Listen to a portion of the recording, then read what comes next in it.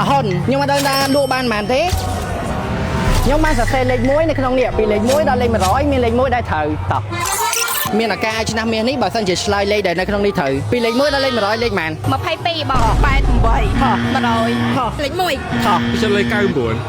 miền là ca chỉ nằm miền mà hôn chỉ muốn là hai tờ lệ khác rồi bỏ nhóm chỉ muốn là hai nị tổ bà sân chỉ slide lên nó không đi thử vì lên muối đó lên mà rói vô lên màn lấy cặp bảy lấy học sập lấy đạp យកលេខ38គេយកយ៉ាងណា จะlấy cao buồn ខឲ្យសូមចូលរួមសោកស្ដាយ đập buồn ខ 38 ខ63ខពីលេខ1ដល់លេខ100យកលេខប៉ុន្មាន lấy muối ខលេខ9ខលេខ2ខ lấy đạp ខ vô lấy cao buồn ខ vô lấy hai sập ខ 18 ខ vô lấy bảy ខអូមានតែត្រូវចឹងធ្វើអ៊ីម្ដងណាខ្ញុំថាអ៊ីឆ្លៃត្រូវអ្នកមីងបើសិនជាឆ្លៃលេខដែលនៅក្នុងនេះត្រូវមានឱកាសឈ្នះមានមហុនចឹងពីលេខ1ដល់លេខ100អ្នកមីងយកលេខប៉ុន្មាន phay bảy ច្បាស់ហើយច្បាស់100% ចា ខ vô lấy 5 ខ phay 6 ខ vô lấy đạp ខ38ខ39ខ53ខ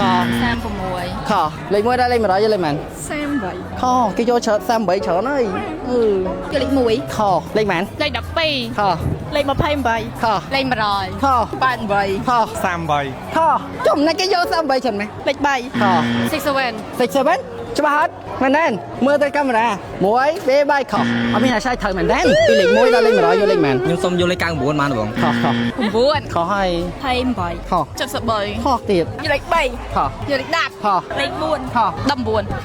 đập pi ខ 9 ខ mà phay 5 ខ lấy muối ខអូ1ដល់100យកលេខប៉ុន្មាន 9 ខ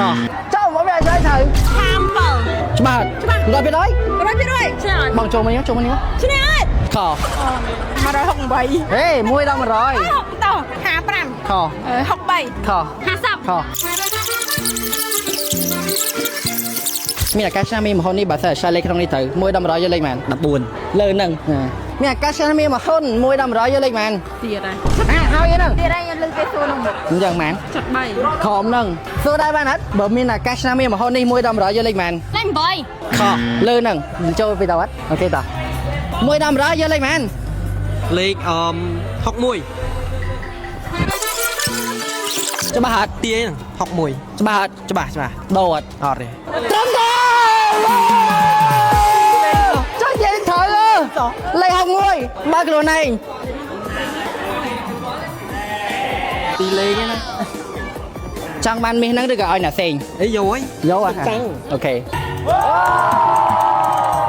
ហើយថ្ងៃនេះផងដែរគឺខ្ញុំបានមកចូលរួមនៅក្នុងកម្មវិធីមួយដែលបានរៀបចំឡើងដោយ ST Market សហការគ្នាជាមួយនឹងក្រុមហ៊ុន Kerisan ក៏ដូចជាថ្នាំដុសធ្មេញ Anchor និងចំណីក្រោមប្រធានបទ Career Empowerment ក្នុងគោលបំណងចង់លើកទឹកចិត្តទៅកាន់បងប្អូនហើយក៏មានដូចជាការចែកម្លែងបទពិសោធន៍ពីវាគ្មិនរបស់យើងពី ST Market ក៏ដូចជាពួកខ្ញុំដែលជា Content Creator ដែរហើយគេក៏មានការ surprise នៅសមាជិកថ្មីរបស់គ្រួសារ Kerisan ដែរគឺបង Shashne សម្រាប់កម្មវិធីនេះខ្ញុំគិតថានឹងមានទៀតនៅតាមខេត្តផ្សេងៗទៀតអញ្ចឹងអ្នកនរចង់ឲ្យទៅខេត្តណាកុំភ្លេច comment ខាងក្រោម ធ្វើបុណ្យបានបុណ្យ ថ្មទូរស័ព្ទនៅសល់ប៉ុន្មានភាគរយដែរ